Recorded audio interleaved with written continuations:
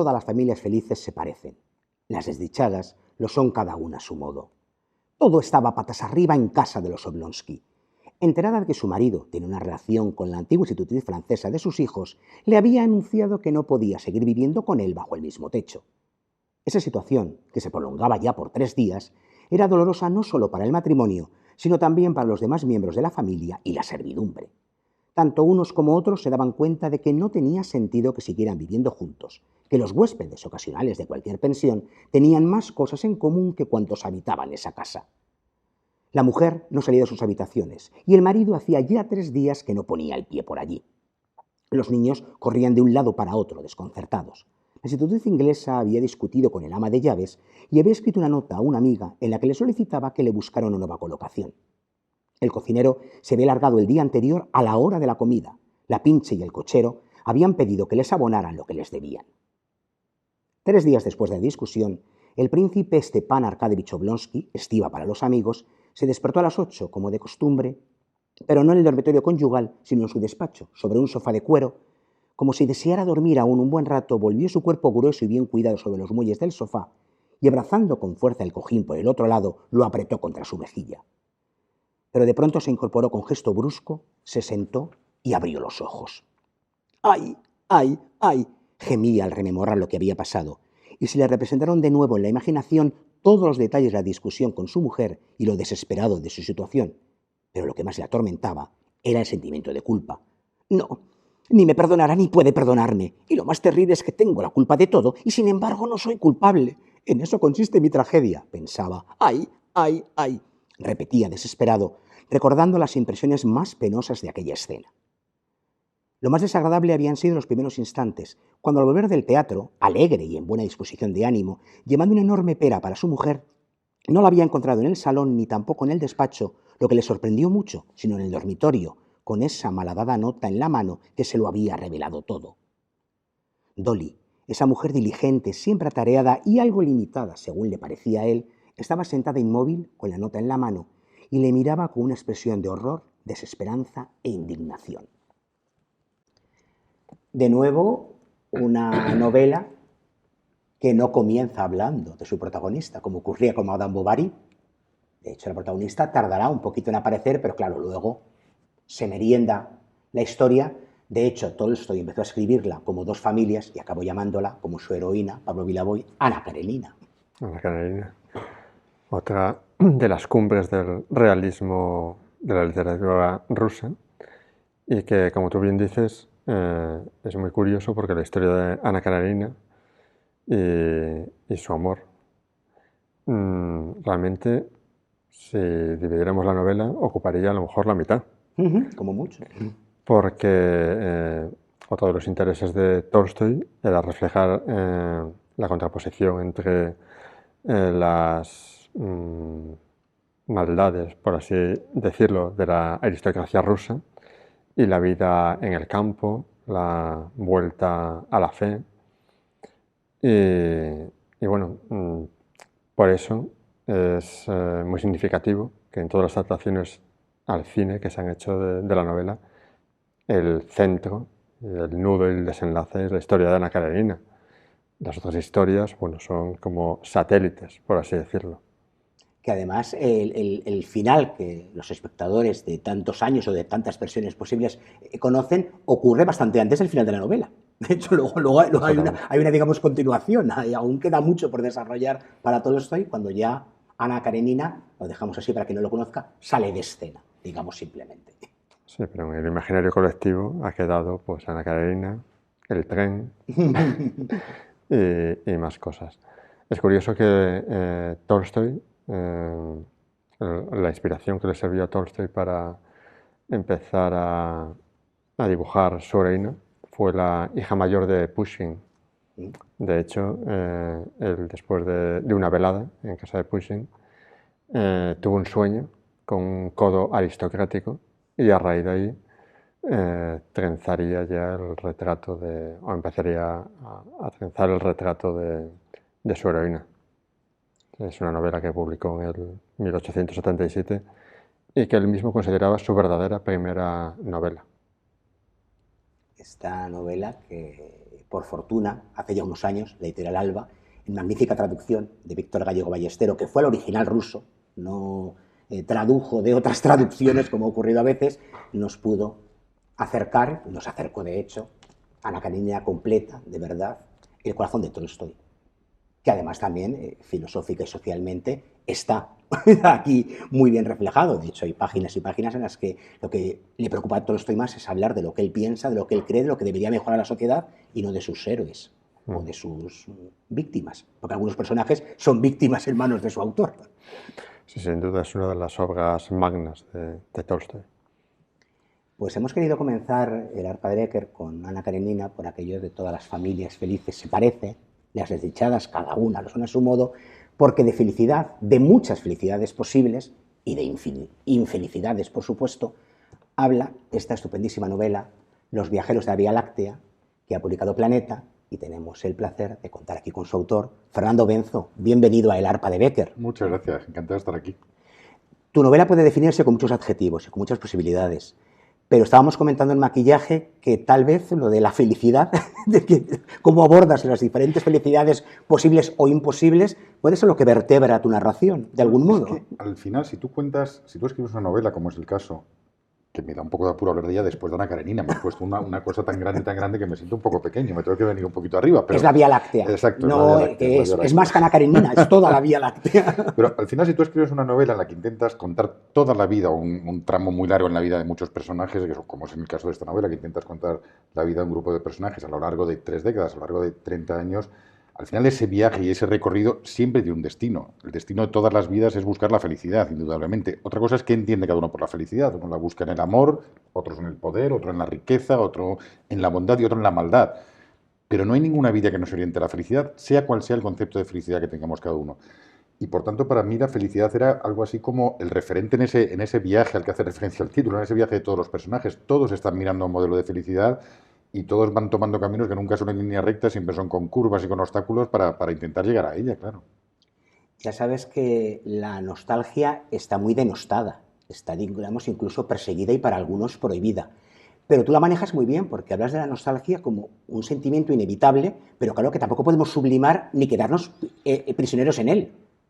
Por supuesto no, pero a mí hay una cosa que siempre me ha dado mucha rabia, que es los sentimientos denostados, precisamente eso. Yo soy una persona nostálgica. A mí me gusta recordar cosas de mi pasado, en algunos casos para aprender de los errores, en otros para recrearte momentos bonitos, para lo que sea. Pero parece que si eres nostálgico, eres débil. La nostalgia se identifica con un concepto de debilidad. Si eres sentimental, eres sensiblero. Si eres nostálgico, eres blando. Bueno, yo creo que la nostalgia puede ser enriquecedora, es decir, una nostalgia positiva, no una nostalgia que te atasque. Yo lo que no soy partidario, ni desde luego que no lo soy, obviamente, es de vivir mirando al pasado. Eso no tiene ningún sentido. Hay que vivir mirando al presente y mirando al futuro. Pero para saber mirar al presente y para saber mirar al futuro, tienes que tener muy claro también tu pasado. Por lo tanto, la nostalgia, de alguna manera, es lo que te hace fuerte para afrontar el presente y para encarar el futuro. No todo tiene que ser romper con el pasado y solo mirar hacia adelante. En la vida hay que mirar hacia adelante teniendo en cuenta el bagaje que cada uno llevamos con nosotros, ¿no? Pues decía Simón Señoret que la nostalgia ya no es lo que era. Ya no es lo que era, pero yo querría que fuese lo que debería ser, no sé, yo jugando con la frase. ¿Y qué debería ser? Pues debería ser eso, debería ser el equipaje que llevamos cada uno. Yo creo que uno no puede renegar de sí mismo, no puede renegar de los errores que haya cometido, no puede renegar de los cambios que haya tenido que hacer en ese viaje y en ese camino, porque todos tenemos que hacerlo. Hay algo que tengo muy claro y es que cualquiera de nosotros, si se encontrase con el nosotros de los 20 años, con el nosotros de la adolescencia y demás, esa persona dice, oye, no eres como yo pensé que ibas a ser, ¿eh? No sé si me gustas o no me gustas, pero desde luego no eres la persona que yo pensé que ibas a ser. Porque es lógico, porque vas dando vueltas y vas tomando esas curvas y vas saltando los obstáculos lo mejor que puedes. La nostalgia va muy unida a otro elemento fundamental de la novela, que son los sueños. Todos tenemos sueños, todos nos planteamos el futuro a partir de una serie de sueños. Y esos sueños unas veces se cumplen y otras veces no se cumplen. Y unas veces se puede seguir persiguiendo un sueño y otras veces hay que cambiarlo y no queda más remedio. Hay un personaje en la novela, al hilo de ese empeño en no cambiar, que es Javi, que es el protagonista, luego podremos hablar de ello, que está todavía enamorado de su amor de juventud. Claro, eso es un desastre, porque nunca ha cambiado su sueño y eso le lastra toda su vida, le va marcando hasta el punto de hacerle deliberadamente por parte del autor un poco patético, ¿no? Bueno, pues los sueños a veces hay que redefinirlos para seguir adelante, ¿no? Hablemos de los personajes, Hablemos. porque has ido cogiendo cosas mías para cada uno de los personajes, o al menos yo me he sentido muy identificado con los 4. Te diré, obviamente, uno se llama Oscar, como yo. A ella. El malo, además. No nos parecemos en nada, no, porque es un personaje bueno. No, por otras cosas, no porque sea el personaje negativo, no. Que eso da igual cuando hay unas fuerzas vitales y sentimentales en juego, pero vamos, no se parece, pero se llama Oscar. Javi, el narrador principal, ahora también vamos a la estructura particular de tu novela, que es periodista y le gusta jugar con las palabras. Luego, la verdad es que yo soy muy como David con lo de las canciones. Las analizo, las estudio, las aplico literalmente, o sea, ya sé que la intención del compositor debió ser otra, pero yo cojo la frase y digo, oye, dice esto y tal, y luego a veces soy tan poquita cosa como Jorge. Pero has hecho un puzzle de muchos de nosotros, de todos de nosotros, con tus 4 personajes principales. Claro, es que tú te ves en ellos, pero yo también me veo en ellos. Y mucha gente que lo ha leído me dice, oye, me veo en los personajes. Es que eso es deliberado. Que me digas eso me alegra mucho porque es la intención.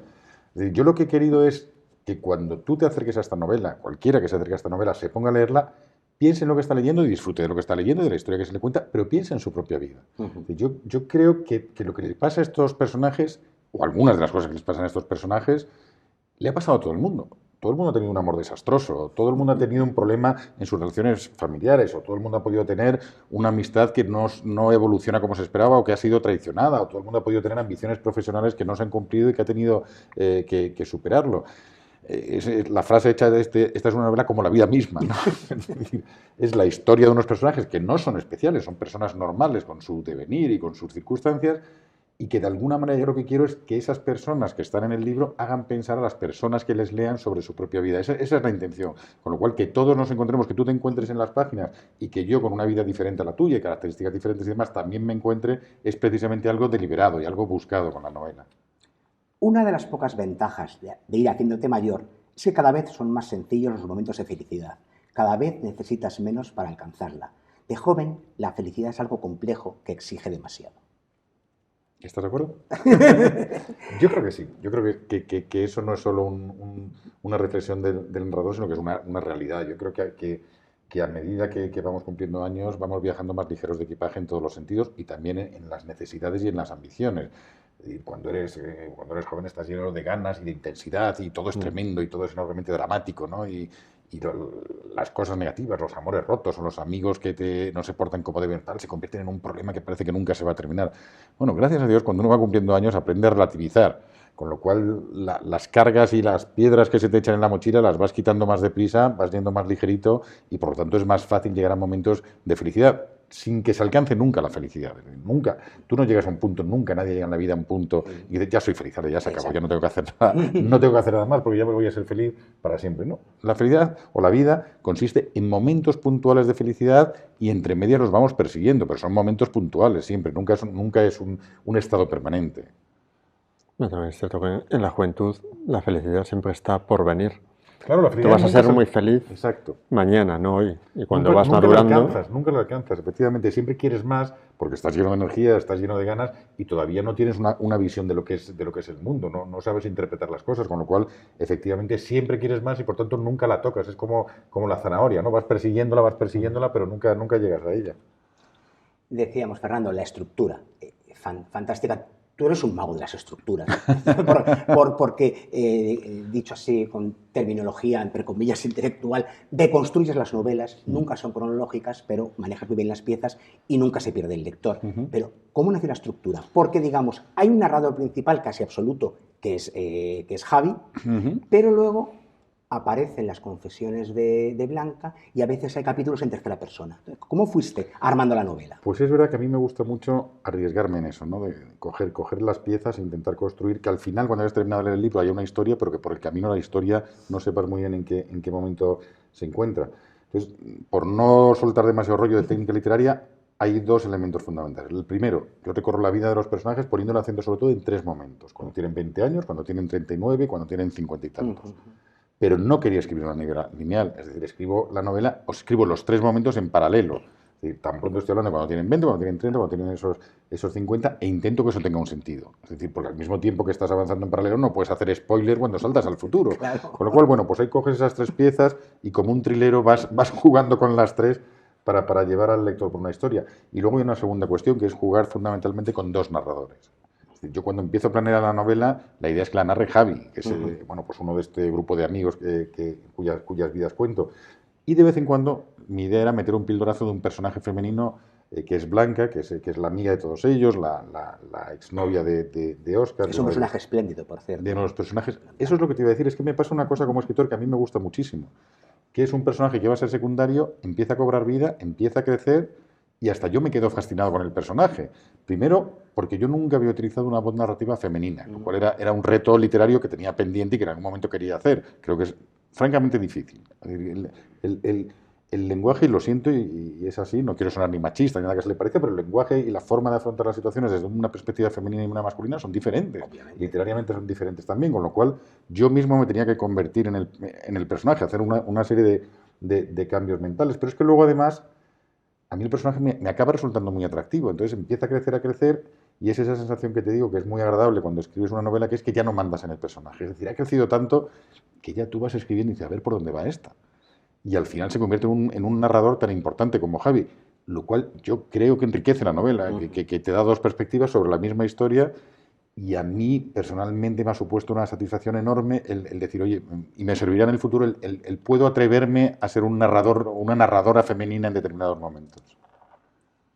Las canciones buenas, las buenas de verdad, las que puedes escuchar 1.000.000 de veces sin odiarlas, son capaces de hacerte llorar y reír a la vez. Son capaces de jugar con tu estado de ánimo, de lanzarlo al aire y recogerlo y darle vueltas como si fuese una pelota.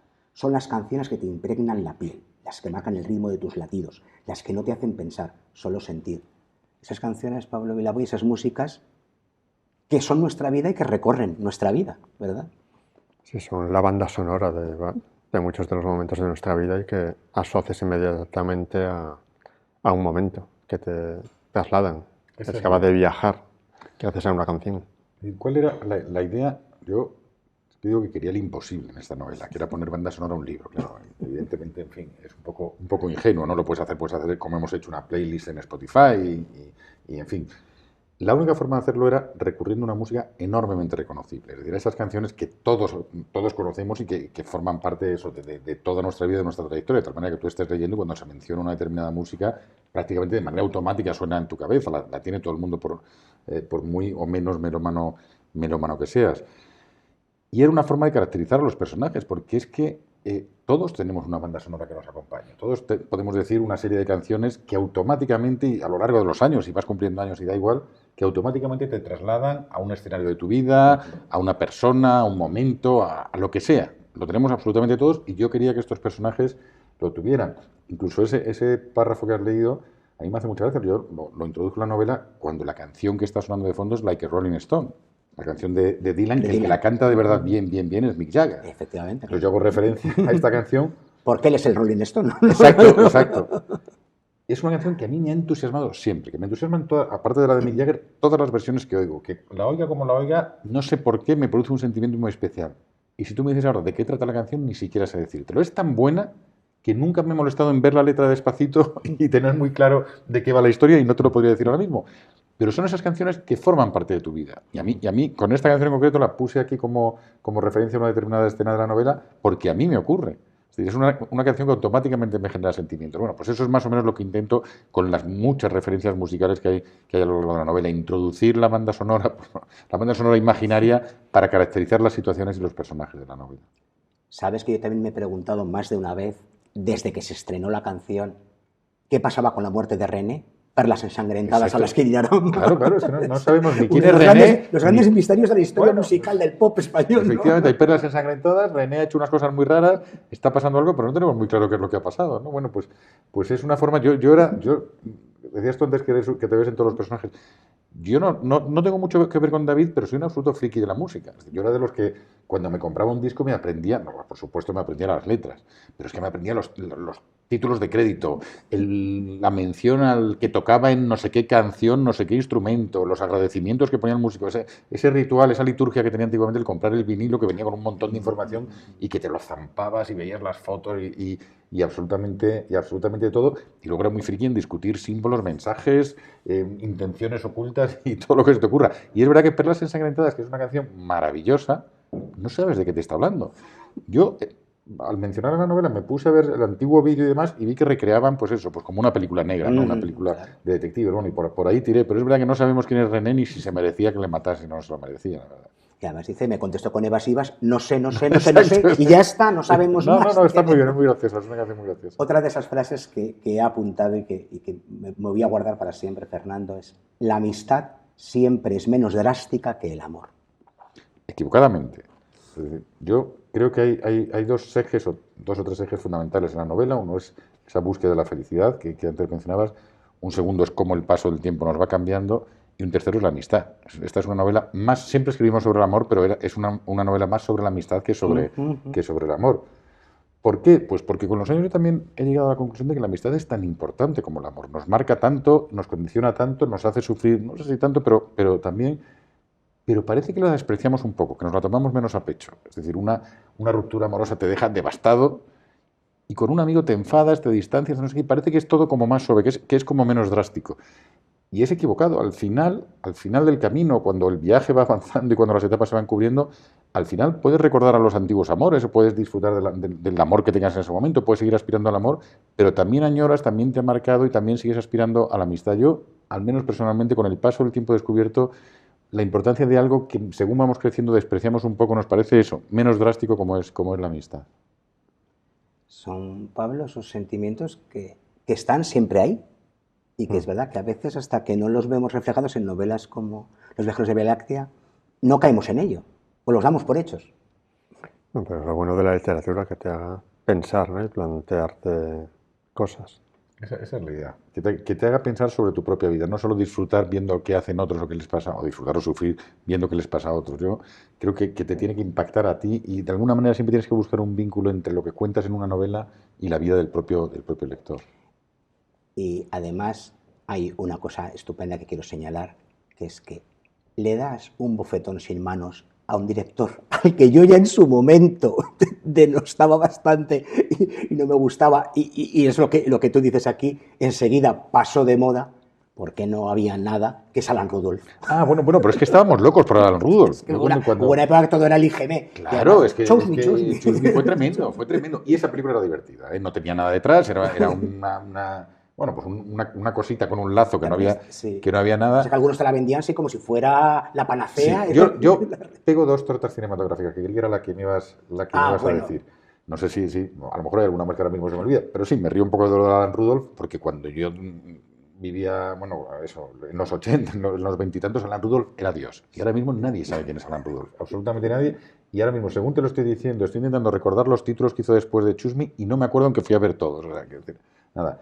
Y luego me pegó el gusto, un gustito personal que a veces uno se tiene que dar una torta a David Lynch.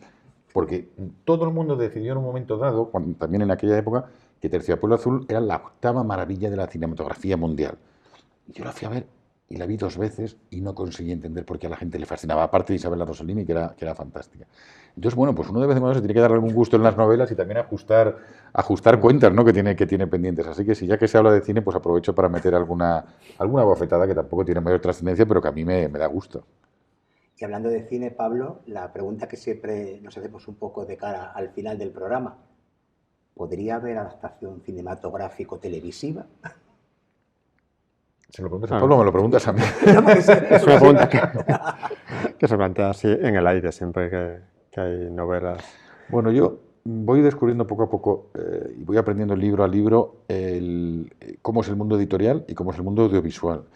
Y entonces te puedo decir que es todo tan enormemente complejo que no hay respuesta a tu pregunta. A mí me haría mucha ilusión porque soy muy cinéfilo y muy ¿cómo se dice ahora? Seriéfilo. Pues ver algún día un libro escrito por mí convertido en película en serie me haría ilusión. Pero te aseguro que es un mundo muy intrincado y complicado y nunca sabes lo que puede pasar. Bueno, mientras tanto, Pablo, podemos volver a la novela y releerla las veces que haga falta.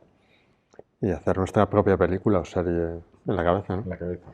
Fernando Benzo, gracias por tu visita, gracias por estos viajeros de Vía Láctea, que somos todos nosotros, Exacto. Los que están al otro lado de las cámaras y los que vendrán, incluso también están ya en la novela. Y esperamos ansiosos la siguiente. Esta es aún novedad, pero sabes, la impaciencia del lector. Pero la habrá, pronto. Bueno, pues tendrás este arpa como siempre a tu Fenomenal. disposición. Esta arpa. Que me da por decir, porque si pienso en el blog el hermano mayor, y que entonces digo el blog y pienso en masculino, pero es esta arpa, esta arpa. que el arpa es femenina. Fenomenal, pues muchísimas gracias. Pablo Vilaboy, nos vamos viajando hacia la Vía Láctea, por la Vía Láctea. Sí, poniendo la felicidad ahí un poquito más cerca, a ver si la alcanzamos. Poquito a poco, y a veces es fácil llegar a ella, a ese estado concreto en el que te sientes feliz con libros, con lecturas que, como se dice vulgarmente, te tocan la patata, como son Los viajeros de la Vía Láctea de Fernando Benzo, publicado por Planeta, que ha sido la que ha iluminado hoy este ángulo oscuro del salón, al que de nuevo llevamos el arpa, pero volvemos en breve con nuevas lecturas.